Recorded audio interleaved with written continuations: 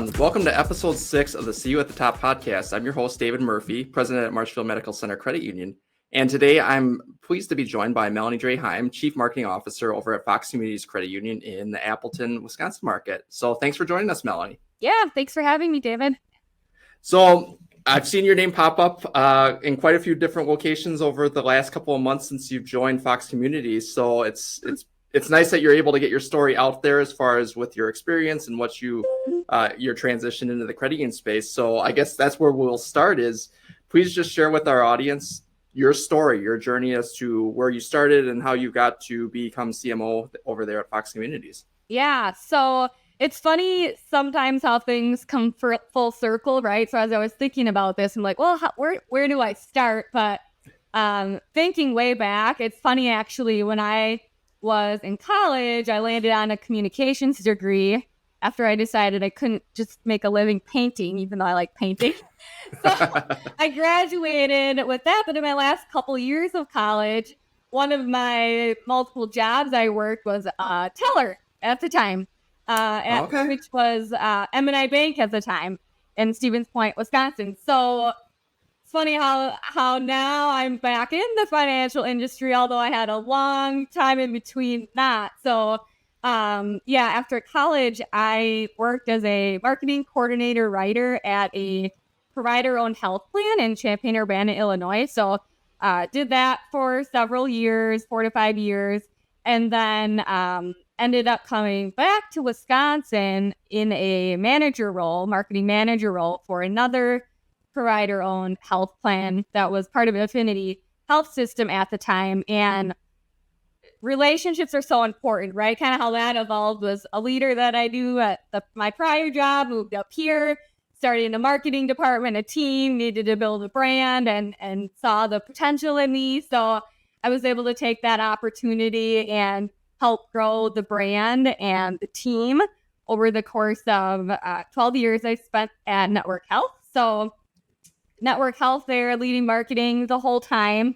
But I also had kind of a unique opportunity there, moving from, manager role, and then as the department grew to director and VP, but also leading the sales piece of the company and strategic planning and product, which are so integral and cross-functional with marketing. So I think that really kind of helped me learn how those different areas all work together to build a brand and build a marketing and sales funnel. So my last role at Network Health was vice president of marketing and strategy. And, I kind of was at the point where like, do I want to stay in healthcare? And wasn't necessarily like set on anything in specific, but I got to meet some folks from Fox Communities Credit Union and talking with them, and culture of where I worked was amazing, and that was really important to me. So that I decided to make the switch over to chief marketing officer here at Fox, so now overseeing marketing and community engagement. And I love the community piece too, and I think that's part of the reasons why I stayed in healthcare so long was the helping people aspect of it. So here I am now in that similar space in a way of helping people, but different industry. Yeah, I never really thought about the similarities between healthcare and credit unions because we, as an industry, we do boast the people helping people mantra, but that is what healthcare is people helping people, just in a different aspect of it. So yeah, very interesting how you ascended through various roles and whatnot. And to your point that you mentioned about relationships being so important, that's how I got the job here at Marshfield, was because my first boss when I was in high school, when I was working as a teller, happened to know my predecessor here at the credit union, and so made the connection, said she's looking for some temporary help, and this was supposed to be a 6-month job, and now I've been here for 14 years almost. So but it's crazy because if I had burned bridges or didn't have those relationships built, this may never have come to fruition. Exactly. Yeah, those relationships and connections. So absolutely. Yep. So you mentioned that as you moved to various organizations, it sounds like you've held a leadership position of some type for quite a while now in your journey. Was there a point when you were whether it was fresh out of college or a little bit later into your professional journey, that you said, hey, I want to actually take on a leadership role? Like, I know that I want to be in leadership. So, I think I knew that I liked being a resource to people and helping people solve problems, was leading some projects. And I think as I was doing more of those things, leading people seemed like the next step. So Okay. I think it helps too when you have mentors or others that kind of push you toward that, even though maybe you're not ready. But for me, I kind of knew I wanted to grow in my career, and that led to leadership when there was an opportunity there. So, yeah. Okay.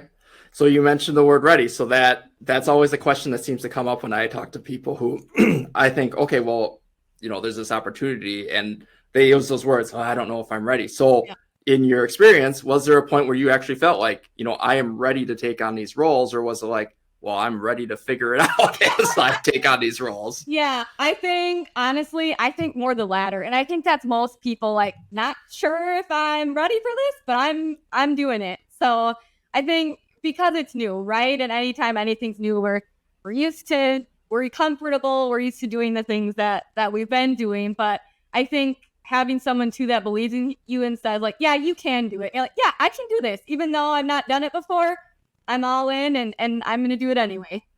Yeah, it is a scary endeavor to jump into, because there are a lot of different responsibilities that, you talked about going from the doing side of things, like working on projects and even leading projects or whatnot. But when you become whatever level of leadership you jump into, it just comes with a whole different set of complications sometimes, problems, but then also responsibilities and rewards that come with taking that leap. So it can be scary to do that. It can be. Yeah. And I think as you get into it, you realize there's like the work behind the work. There's the work and the responsibilities as like described in a job description, but then there's the relationship building and the navigating different situations and the research and all like the behind the scenes stuff that really make you successful as a leader.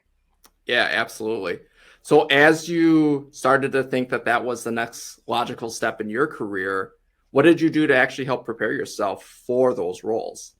Yeah, so I think for me, honestly, I think a lot of observing others, and not so much in a way that, okay, I need to be exactly like so-and-so. I feel like they're a great leader, but how do I make that my own? So figuring out ways to work with people, understand people, research and leadership things. I mean, I like to read books, and I love to follow influencers on LinkedIn, and it's good to like read different content and things for ideas. But then it's applying it, right? So I like to learn. I feel like that's a lifelong thing. So the more you can learn from other people, but then also experiences and just putting yourself out there, there'll always be something you haven't done before, but someone else has. So if you can talk to folks and learn from them, even podcasts like this, I feel like are great. Learn from other people's experiences, and maybe it applies to you, maybe it doesn't, but maybe down the road you realize, oh yeah, I remember I heard such and such, and maybe I'll try that tactic. So yeah, well, I appreciate that plug for podcasts similar to ours, but there's so many resources that are out there. I do find that one of the challenges, especially like if I'm looking through LinkedIn, for example, is there is a lot of really good content, and there is some content that sometimes I think like I don't necessarily agree with. So you do have to sift through it. But sometimes I find that there can be challenges, because it'll say, well, this is what the optimal leader has. And it'll talk about, like, let's say emotional intelligence. Yep. And where I struggle sometimes, and where I think it's important to have relationships built, is okay, well, how do I get from where I'm at, which is maybe I'm deficient in some type of empathy, let's say, or whatnot, right? How do I actually get to the point where then I am that top-notch leader that shows really strong empathy? So I think it's challenging. Sometimes you can say, hey, the perfect leader is supposed to do all these things, and it can be overwhelming sometimes to say, oh man, well, I'm really not doing this right, or I'm really struggling with this. But I think that plays into the point of we're always learning and we're always growing as individuals, and especially as leaders, because yes, some people are natural born leaders, as they say, but there's always things that you can learn and improve upon, and you're always going to make mistakes, Always. and you're always That's going to how be you able to learn. learn from them. Yep, exactly. That's how you learn and grow. Mhm. Absolutely. When you look back on your journey to this point, are there any individuals in particular that you would say, they really helped me, or they, you mentioned before, people having faith in you and believing in you. Are there people that you identify and you say, like, if it wasn't for so and so, Yeah. I don't know that I'd be where I'm at? Yeah. So I've been really fortunate, I feel like, to have some really great leaders, and not just leaders, but mentors, and those that are like a big fan of you, but can also give you honest feedback. I think it's both of those, right? Because none of us are perfect and we're always looking to improve. So having someone that understands you, believes in you, but can give you that feedback. And Penny Ransom, she was the leader that kind of recognized the potential in me and gave me the opportunity to be a leader, even though I hadn't done that before. But then over time, really pushed me out of my comfort zone a lot of times to do things I hadn't done before and take on like sales and product development, some of those things that were new, but she knew I could do it, and I did it. So I think she's one in particular that really made an impact in my career, and is still a mentor, is someone I look up to quite a bit as Yeah, very cool. And I'll throw a curveball question at you. yeah. How have you paid that forward? Like, what do so you, as a chief marketing officer, I don't know the org chart of Fox Communities necessarily, Sure. but I'm imagining that you have quite a few direct reports and quite a few people in your marketing department. So how do you identify that in other people from like the leader perspective now? Yeah. I think understanding people and what they're interested in, because leadership isn't for everyone, right? But there are still opportunities to grow in your role. Maybe you're not interested in leading people, but how can we help you grow within your role and lead certain projects or lead an area of your expertise and gain visibility? And then I feel like one of my favorite things, even starting as a leader and realizing that, yeah, I actually do like this, is seeing other people succeed and being able to help Yeah. them along the way and empower them to try things and do things, and then seeing them succeed in it, even though all the ups and downs, right? Like, yeah, we tried that, it didn't work, but okay, on to the next thing. And Yeah. I think the other thing too, I think of my, when I was just starting out and having that mentor. So one of the things I try to get involved in a lot is mentoring others just early in their career. So the American Marketing Association has a program for first generation college students. So I have a mentee that I'm mentoring there, because I was also a first generation college student. So it's, Okay. yeah, you're learning and you're just entering the market. Yeah. How do you be confident in those things? So I feel like having those mentors are so important. So anytime I can help others in that aspect, try to do that as a volunteering kind of aspect. Connect with both. Yeah, Yeah. that's so great because it's easy to think, okay, well, it's great that so and so helped us get to where we're at. And then I think sometimes because you are taking on so much when it comes to just learning the role and just being a leader, that sometimes you forget that, like, okay, well, I need to do that for the next person, Yep. because if they wouldn't have done it for me, I may not be here. Who can I do that for moving forward so that they can maybe someday be in the same position that I'm at? Exactly. Yep. Yeah. Yep. Very cool. When you look back to not just in the people that helped you, but was there one specific piece of advice that someone gave you that really either changed the trajectory of your career, or just really reaffirmed something within what you were doing, or really helped you say, like, okay, I know that, yeah, I'm like on the right path? Yeah. So I feel like there's been a ton of little things along the way, more than like one big thing that, everything's changed now, right? I think that's maybe less common, but I did attend a women's leadership conference, and the woman who spoke is an author and a coach, and she kind of had a concept and a story that really stuck with me. And the first thing she did was she asked everyone in the room to memorize as many things as they could in the room that were the color black. And then she told everyone to close their eyes and said, now name 3 things in this room that are pink. and no one could name things that were pink because they were so focused on Yeah. what their brains were telling them. Like, no, I only need to see things that are the color black. And her advice was how you have such control over how you feel and look at something that no one else can take that from you. So things don't just happen to you. I mean, things happen, but how you look at them is in your control. So I think the Yeah. quote she gave was, when you change the way you look at things, the things you look at change. So Wow. turning That's profound. seeing a problem as a possibility or an obstacle as an Sure. opportunity, which is hard to do sometimes when you're in it, Oh, right? absolutely. But that quote really stuck with me, and I wrote that down, and I kind of keep it in a notebook as something like, yeah, things happen and there'll be days, but you control what you do with it. So that was something that really stuck with me. Wow. Yeah, that's a thought provoking quote right there. Yeah. Something that I'll have to think about because but it's really interesting. You're right. Like, especially the day to day stuff sometimes can really take away your focus, and then all of a sudden you lose sight of what the bigger picture is, and Mhm. as like CMO, when you're at the top, yes, obviously, you're reporting to Chris there and the rest of the C-suite team, but really it's like the marketing is your baby, right? What? So you drive that bus where you want it to go. And sometimes you get lost in, okay, well, I know that we've got this going on and we've got this going on. And all of a sudden it's like, okay, well, 2 weeks have passed. And you're like, are we actually on brand with what we want to establish here? Right. Or have Right. we gotten off kilter? And it's easy to do that. It's easy So to just like yep. get detoured a Yep, little bit. exactly. Yeah, exactly. You get so deep into it and you're busy and you're doing things like, what did we say we were going to achieve again? Let's make sure we keep going back to that. So we know that not everyone's leadership journey is perfect as much as we'd love it to be. So can you identify, or are you willing to share a couple or one significant challenge that you faced along your path that, really sticks in your memory as something that was a learning opportunity, but something that you look back and say, man, that was really a tough time, or that was a Yeah. big thing that we had to work through? Yeah.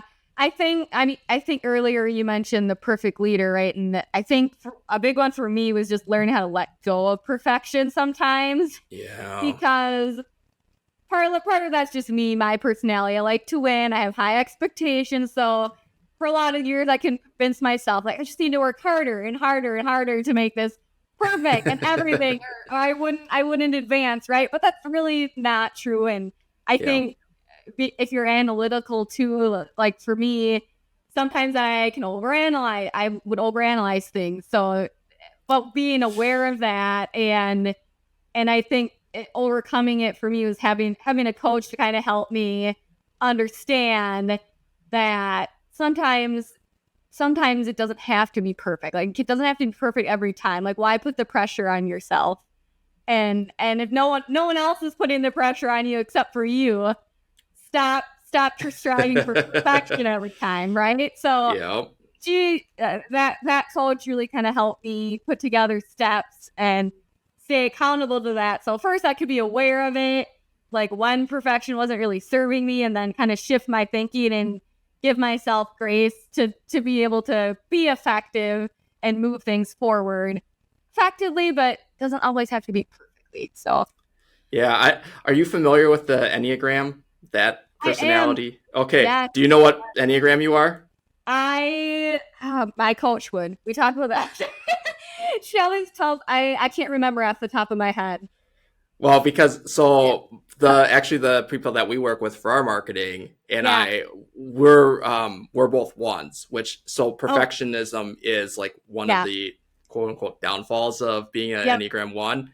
Yep. And so yes, it's a challenge that happens every day because Yeah. I expect everything to work out exactly how they're supposed to work out, and man, Right. that's not how life works, is it? Yeah. I think that is probably mine too. Yeah. Yep. Very funny. Like when you're facing those challenges, whether it is just a long-term thing or the specific challenge, from where do you seek inspiration or confidence when you're maybe a little bit down on yourself or something didn't work out the way that you had anticipated it would? Yeah. So I think this kind of is personal, and what helps you reset. So for me, it's actually like finding a quiet space. Yeah. I'm an introvert really, so detaching myself from everything is what helps me. Like no technology, get out in nature. Like I like to hike or just like go Yeah. for a walk by myself.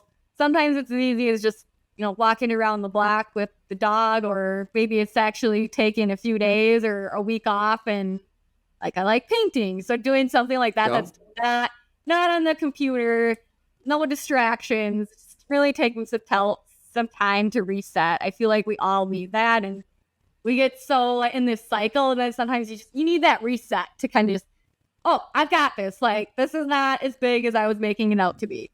Absolutely. Oh, I think, between the pandemic and just the emergence of technology over the last decade, let's just say, I think that like that ability, because I agree, like I'm an introvert as well. I know that like sometimes I'll go to a conference and by like this end of this third day, I'm like, I need to go home and just like not talk to anyone for 3 weeks and like I'd be fine. Okay. But I just think like you're always on your like I find myself on my phone all the time and I know I shouldn't be, but you're just always connected somehow, and it like burnout is a real thing. I've had experienced it a couple times and it's not fun. And so yeah, it's really like you gotta recenter yourself back to like kind of that core of like, okay, well, taking care of yourself Yep. from not just the physical aspect of course, but the mental aspect for Yep. sure. Exactly. Yeah, and I think as a leader that can be hard too, because you sometimes you're doing everything for other people, but you have to put yourself first too sometimes so that you can do that, right? So Yeah, it's the old airplane adage, right? Like put your own mask on before you yep, help there others you kind go. of thing. Like it seems foolish, but because Yeah, I think it's one of the blessings and sometimes one of the curses of being in an industry like the credit union space is that like yep, we are about helping other people and we want to like give our all to do that. And then sometimes it's like, okay, well, sometimes you don't have any energy left. And so you're yep, not giving your all at the end of the day, for exactly. sure. Yep. So you touched on your transition from the healthcare space to the credit union space. So we kind of know, what drew you into the movement.